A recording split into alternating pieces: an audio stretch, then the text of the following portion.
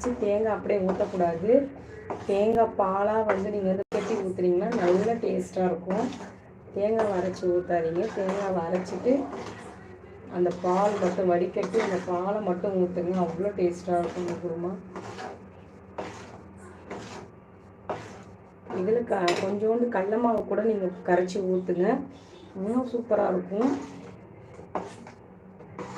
கடல மாவு அரைச்சி ஊற்றலாம், இல்லைனா வந்துட்டு முந்திரி அரைச்சி ஊற்றலாம். அப்படி இல்லைனா வந்து தேங்காய் வந்து அரைச்சிங்கன்னா தேங்காவை அப்படியே அரைச்சி ஊற்றிடாதீங்க. பால் வடிகட்டி தேங்காய் பால் மட்டும் ஊற்றுங்க, சூப்பராக இருக்கும்.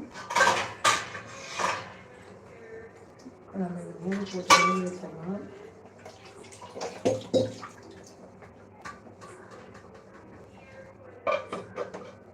நான் இப்போ இன்னைக்கு என்ன ஊற்ற போகிறேன் அப்படின்னு பார்த்தீங்கன்னா, கடல மாவு வந்து கரைச்சி ஊற்றலான்ட்டு இருக்கேன். முந்திரி இருக்குது, நைட்டில் முந்திரி வந்துட்டு பூரிக்கு நேத்திக்கா மார்னிங் தான் பூரி போட்டேன், அதுலேயும் வந்து முந்திரி தான் அரைச்சி ஊற்றுறேன். ஸோ ஒரு நாளைக்கு செய்கிற டிஷ்ஷை நான் அடுத்த நாள் வந்து அதை யூஸ் பண்ண மாட்டேன், டிஃப்ரெண்ட்டாக செய்யணும்னு நினைப்பேன். ஸோ அதனால் வந்துட்டு இன்றைக்கி வந்து நான் வந்து கடல மாவு தான் வந்து கரைச்சி ஊற்றலான்ட்டு இருக்கேன். அதனால் கொதிக்கட்டும், அந்த மசாலா ஸ்மெல்லாம் போகட்டும். அதுக்குள்ளே நம்ம வந்து பவுல் பண்ணிடலாம். நல்லா பிடிச்சி வச்சிடலாம் சப்பாத்திக்கு.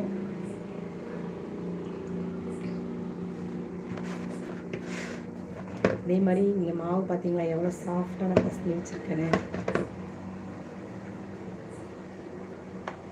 இது எப்படி பிசையணும் அப்படின்னு பார்த்தீங்கன்னா, நம்ம வந்து தண்ணி வந்து சுடு தண்ணி வச்சுக்கணும். விதன்னு சுடு தண்ணி வச்சு ஊற்றி நீங்கள் பிசைஞ்சிங்கன்னா நல்லா இங்கே பாருங்கள் சப்பாத்தி மாவு நல்லா சாஃப்டாக இருக்கும். நீங்கள் சப்பாத்தி போட்டு எடுத்தாலும் சாஃப்டாகவே இருக்கும்.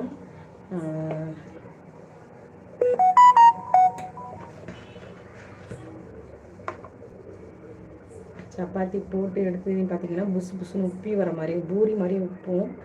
நீங்கள் வந்துட்டு மாவு பிசையும் போது கொஞ்சமாக விதன்னு சுடு தண்ணி வச்சு பிசைஞ்சிங்கன்னா சூப்பராகவே இருக்கும் சப்பாத்தி. நான் வந்து போடும்போது தோசைக்கல்ல போடும்போதுனால காமிக்கிறேன் பாருங்கள். நம்ம பூரி ஊற்றுற மாதிரி சப்பாத்தி வந்து உப்பி வர மாதிரி இருக்கும். கொஞ்சம் அடி பிடிக்காத அளவுக்கு நம்ம வந்து கிண்டி விட்டுடலாம். இந்த பச்சை வாசனெலாம் போடுறதுக்காக தான் வந்துட்டு செஞ்சு வச்சுருக்கேன்.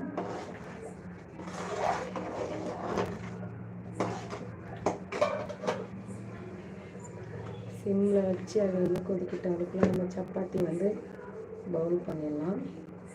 மாவு பாருங்கள் நல்லா சாஃப்டாக ஊறிடுச்சு. குழந்தைங்களுக்கு வந்து இந்த மாதிரி செஞ்சு கொடுத்தீங்கன்னா என்ன வேணும்னு சொல்லுவாங்க. சில பசங்க வந்து பார்த்திங்கன்னா சின்ன பிள்ளைங்க வந்துட்டு நட்ஸு இது மாதிரிலாம் சாப்பிட மாட்டாங்க. ஸோ கொண்டக்கடலைலாம் நீங்கள் வந்து அதை கூட அரைச்சி கூட இதில் ஊற்றலாம், நல்லாவே இருக்கும். அதுக்காக தான் நான் முந்திரி இது மாதிரி நட்ஸ் ஐட்டம் சாப்பிடாத குழந்தைங்களுக்கு வந்து இது மாதிரி அரைச்சி நம்ம ஊற்றிடலாம் முந்திரி பருப்புலாம்.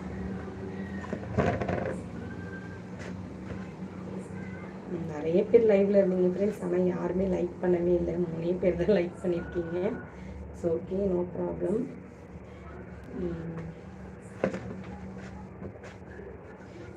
இது சப்ஸ்கிரைப் பண்ணியிருக்கீங்களா? யாராவது புதுசாக லைவில் வரவங்க சப்ஸ்கிரைப் பண்ணிவிட்டு பாருங்கன்னு சொல்லியிருந்தேன். சப்ஸ்கிரைப் பண்ணியிருக்கீங்களான்னு தெரியல. யாராவது பண்ணியிருந்தீங்கன்னா கமெண்டில் சொல்லுங்கள் ஃப்ரெண்ட்ஸ். அவங்களுக்கு ரொம்ப நன்றி.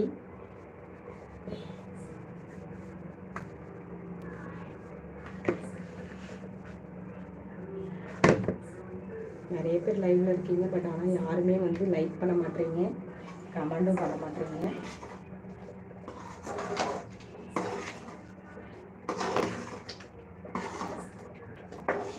ஏன் நான் மூடியை வைக்கிறேன்னா பொடி வரும்போது மேலே பிடிச்சிக்கிட்டே இருக்கும்.